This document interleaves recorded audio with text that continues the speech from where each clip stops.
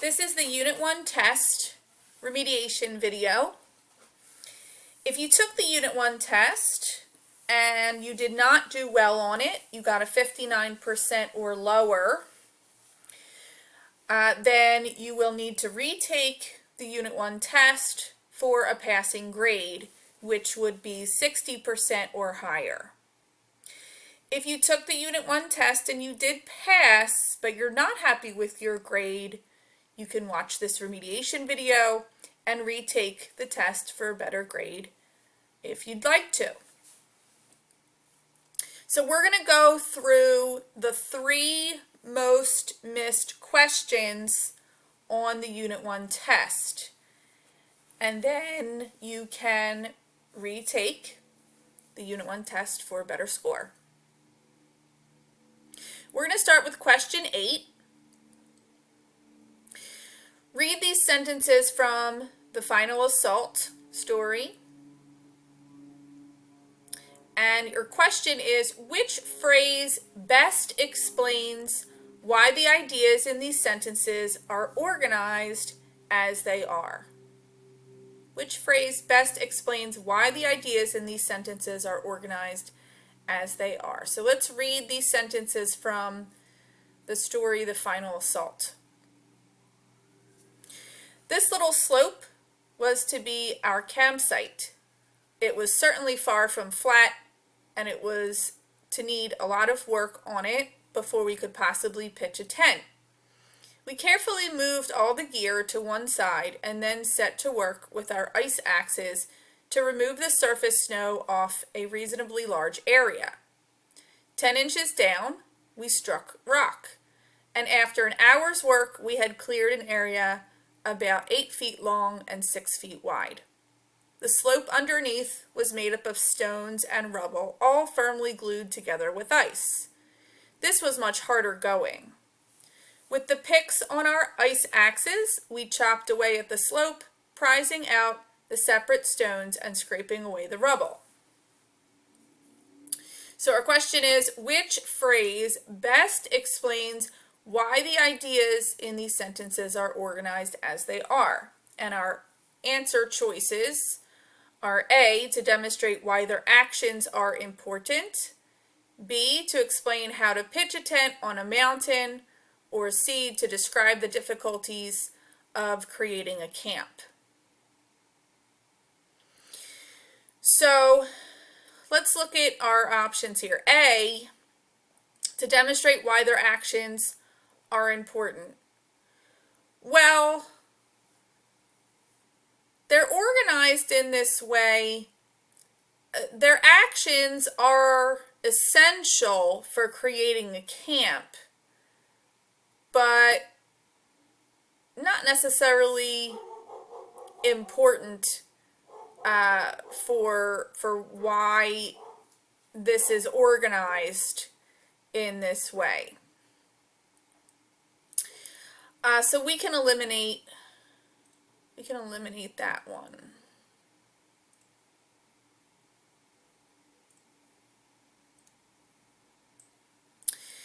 And then B, to explain how to pitch a tent on a mountain. The text is not a how-to manual. This is telling a personal experience of a specific event.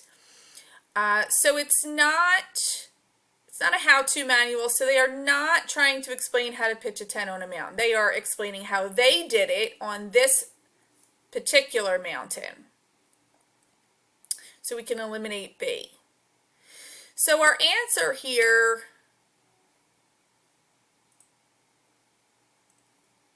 is C. And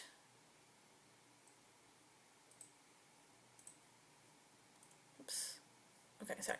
And so we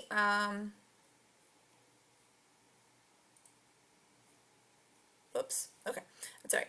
So it's organized. We can see that it's organized this way to describe the difficulties of creating a camp, right? So they are giving us a description, a detailed description of how they created their camp and all of the difficulties that they experienced doing that. Okay. So then let's look at question 11. And question 11 was for the text, "My First Day on the Job." So the question is, select the sentence from the excerpt that most effectively develops the idea that the narrator is a competent writer.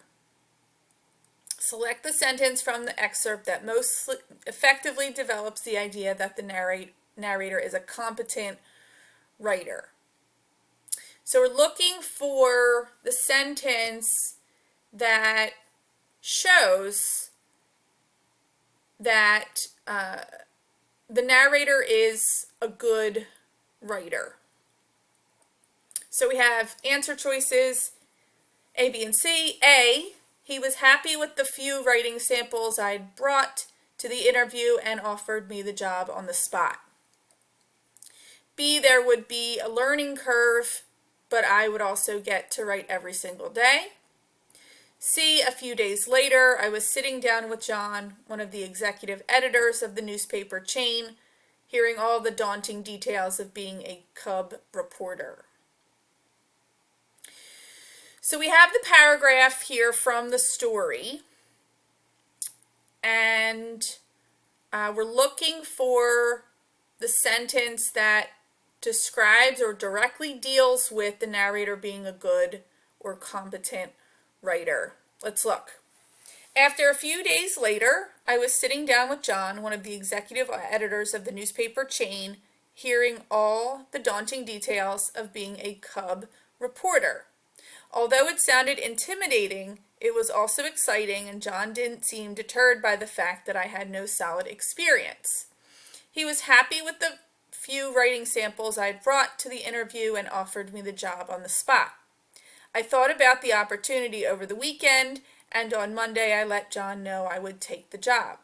There would be a learning curve, but I would also get to write every single day. So I have here highlighted, he was happy with the few writing samples I'd brought to the interview and offered me the job on the spot. The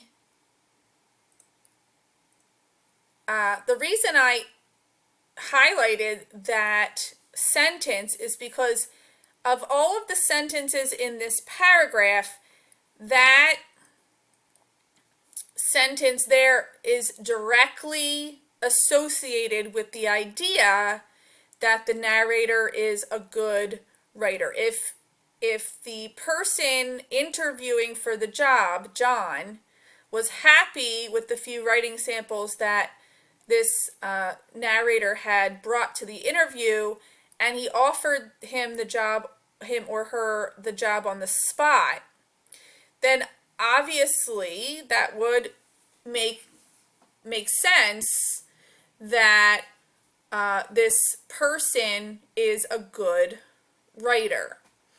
Someone's not going to be happy with and offer someone a job on the spot if they're not good at what they're presenting.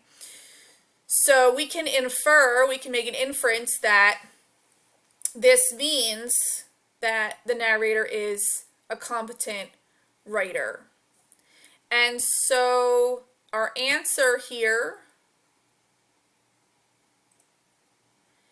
is A. Okay. He was happy with the few writing samples I'd brought to the interview and offered me the job on the spot, because that answer choice is directly dealing with the idea that the narrator is a good writer or a competent writer. B and C, we can eliminate both of those because these sentences don't really have much to do with the narrator being a competent writer. It talks about a learning curve and writing every single day, but it doesn't tell us anything about how competent or good the writer is. And then this one hearing all the daunting details of being a cub reporter, again, that's not telling us any details or giving us any reasons to think that this writer is competent or good at what they're doing. So it has to be A. All right. And the last question that we're going to go over is question 13. How does the point of view shape what the reader learns from the narrative? So we're looking at point of view here, and we're looking at how does the point of view influence what the reader learns or takes away from the story, right? And so our answer choices, we have A, it gives the reader an account of how a reporter researches for a story. B, it tells the reader how the narrator conquers her fears on the first day as a reporter. Or C, it shows the reader the challenges of working as a cub reporter on a busy newspaper.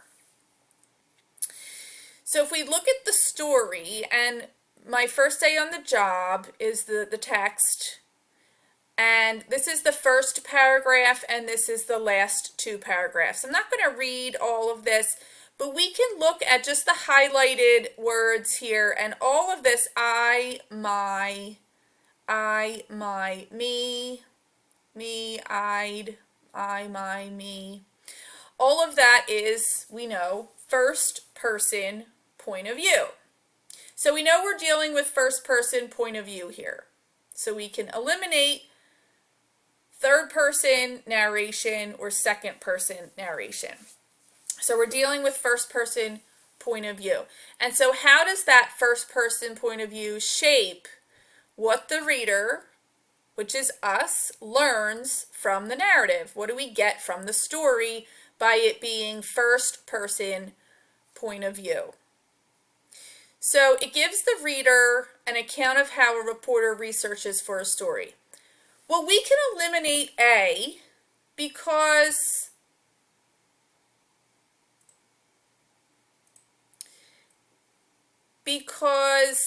it wouldn't matter if it was first or third person point of view for informing how reporters do research. And we have gives the reader an account. This gives the reader an account, gives us a clue that it really could be done in any point of view, could be done in first person, second person, or third person point of view for informing how reporters do research. So that one doesn't really go along with specifically first person perspective. So then B, we can eliminate as well, because it wouldn't matter if it was first person or third person point of view. We could still see how the character conquers her fears. And so this word tells here, this word tells could be done in any point of view. If we were in first person point of view, second person point of view, or third person point of view, we could still see how the character conquers her fears. And so we can eliminate that one as well. Okay, so that leaves us with C. It shows the reader the challenges of working as a cub reporter on a busy newspaper.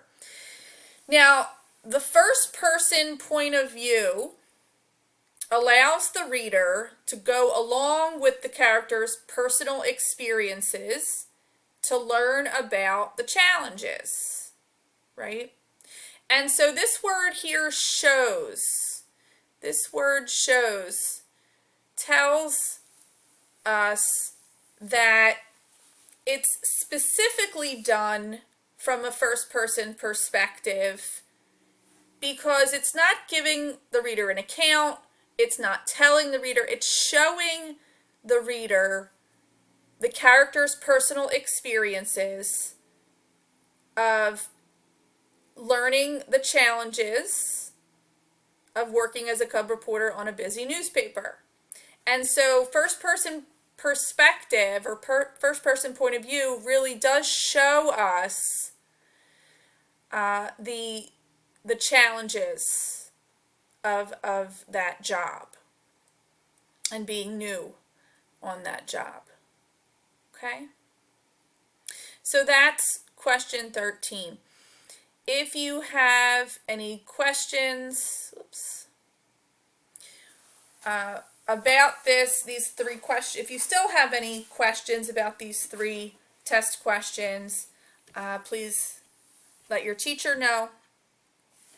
Good luck on your retake of the Unit 1 test.